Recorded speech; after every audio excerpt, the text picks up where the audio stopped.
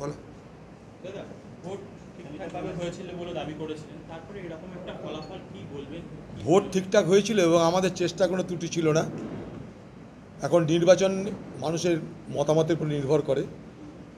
5 বার পর জিতেছিলাম, মানুষের দয়া দুয়া আশীর্বাদ সহযোগিতা ছিল, তাই এবার মানুষ মনে করেছে যে হারানো দরকার, তাই মানুষ হারিয়েছে।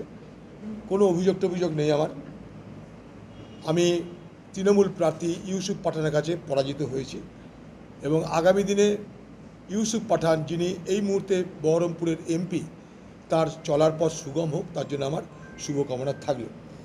আমি হেরেছি মানে হেরেছি, আমি কোনো অজুহাত কোনো বাহানা দিতে চাই না। তবে একটা ঘটনার কথা নিশ্চয়ই বলবো, যদি রাজনৈতিক বিশ্লেষণ করা হয় তাহলে দেখবেন যে পশ্চিমবঙ্গের নির্বাচন ক্রমশ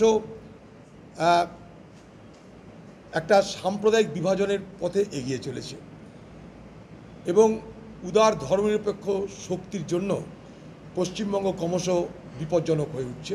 এটুকু নিশ্চয়ই আমি আমার যা পর্যবেক্ষণ, সেই পর্যবেক্ষণ থেকে বলতে পারি। আবার বলছি, আমার পরাজয়ের জন্য কিন্তু আমি কোনো অজুহাত খাড়া করতে চাই না। হেরেছি মানে হেরেছি।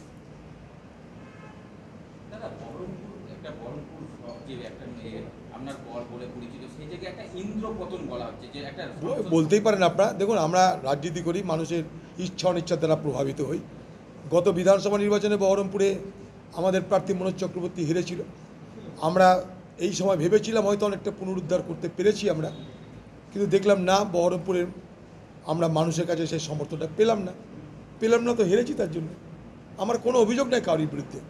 আমাকে যে ভোট দিয়েছে তারা তাদের স্বাধীনভাবে মতামত প্রকাশ করেছে, আমাকে যে ভোট দেয়নি তারাও স্বাধীনভাবে মতামত প্রকাশ করেছে। অতএব মানুষের যে অধিকার, সে অধিকার মানুষ প্রয়োগ করতে পেরেছে, এটা আমাদের কাছে অনেক বড় পাওনা বলে মনে করি। নির্বাচনে কেউ হারে কেউ জেতে, আমি হেরেছি, কিন্তু ভারতবর্ষ জুড়ে কংগ্রেস এবং ইন্ডিয়া জোটের বাকি দল তারা জিতছে। এটা একটা সুখবর, অন্তত সারা ভারতবর্ষের জন্য এটা একটা ভালো খবর বলে আমি মনে করি।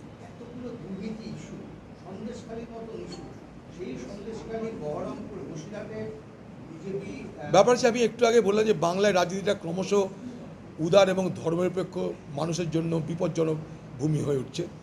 এখানে একদিকে সাম্প্রদায়িক বিভাজন হয়, আরেকদিকে প্রলোভন, অর্থাৎ টাকা পয়সা, লক্ষ্মীর ভাণ্ডার, এই একটা করা হয়।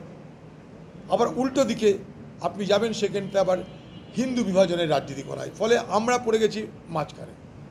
এই মাঝখানে পড়ে আমরা উদার এবং ধর্মনিরপেক্ষ শক্তি যা আছে এখনও বাংলায়, তাদের জন্য বাংলা ক্রমশ বিপজ্জনক হয়ে উঠছে বলে আমি মনে করি। হ্যাঁ, তা বলতে পারেন। নিশ্চয়ই বলতে পারেন স্যান্ডউইচ হয়েছি। কারণ একদিকে মুসলিম ভোটের বিভাজন, আরেকদিকে হিন্দু ভোটের বিভাজন, উভয়ের মাঝখানে পড়ে না আমি হিন্দুর না আমি মুসলমান কাউরি কাছেই আধিপত্য বিস্তার করতে পারিনি। নিশ্চয়ই এটা বলা যেতে পারে স্যান্ডউইচ হয়েছে। কিন্তু তবুও নির্বাচন তো নির্বাচন, যাই হোক নির্বাচন, হেরেছি মানে হেরেছি। কী করে রাজনীতিতে সবসময় তো নিজের ইচ্ছা মতন হয় না। এতদিন অপরাজয় ছিলাম, এখন পরাজিত, এর বেশি কী বলবো। এতদিন অপরাজিত ছিলাম, এখন পরাজিত। পৃথিবীর সব রাজনীতি নেতাদের জীবনে পরাজয় অপরাজয়ের ঘটনা ঘটে। ইন্দিরা গান্ধীকেও হারতে হয়েছে, কখনো রাহুল গান্ধীকেও হারতে হয়েছে। আমি কী করতে পারি? মানুষ ভোট দেয়নি, মানুষ দয়া করেনি, দুয়া করেনি, আশীর্বাদ করেনি, আমি কী করতে পারি? আর তাই হেরেছি। সেই হারটাকে মেনে নেওয়াটা হচ্ছে রাজনীতিক ব্যক্তির একটা দায়িত্ব। আমি সেই দায়িত্ব পালন করে বলছি, মানুষ যা করেছে ঠিক করেছে, আমি হেরেছি। আর কিছু এখানে আছি, আমি জানিয়ে দেবো আপনাদেরকে। আজকের দিনে আর এতটা সিদ্ধান্ত তো নিয়ে ফেলেনি। হ্যাঁ, আমি জানিয়ে দেবো আপনাদেরকে, যেদিন নেব আমি জানিয়ে দেবো আপনাদেরকে। নিশ্চয়ই বলেছিলাম, আমি আমার কথা থেকে সরে আসছি না, আমি আমার কথা থেকে সরে আসছি না। আমি আমার সিদ্ধান্ত নিশ্চয়ই জানিয়ে দেবো আপনাদেরকে।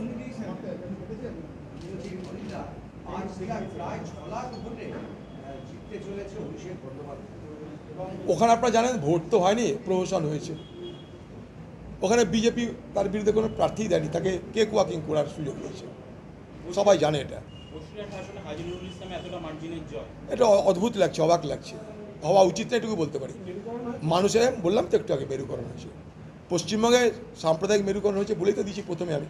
এবং পশ্চিমবঙ্গ ক্রমশ উদার এবং ধর্মনিরপেক্ষ শক্তির জন্য বদ্ধভূমিতে রূপান্তরিত হচ্ছে। এই জিনিস বাংলার জন্য ভালো হবে না, এটুকু আমি বলতে পারি। তবে এই কথা বলার মধ্যে দিয়ে আমি কোনো ঔদ্ধত্য প্রকাশ করছি না, আমার বিবেচনা বোধের কথা বলছি। আমি একজন স্বাধীন নাগরিক হিসাবে আমার মতামত দিচ্ছি। ইউসুফ পাঠান জয়ের পরে আপনার যে লড়াই, সেই লড়াইকে অবশ্যই তিনি ধন্যবাদ জানিয়েছেন, স্বাগত জানিয়েছেন। পাশাপাশি তৃণমূল কর্মীরা দাবি করছেন অধীর চৌধুরী রাজনীতি ছাড়বেন বলেছিলেন, কি বলবেন? আমি বলেছিলাম, নিশ্চয়ই একটু আগে উত্তর দিলাম, যখন আমি ছাড়বো সিদ্ধান্ত নিয়ে জানিয়ে দেবো।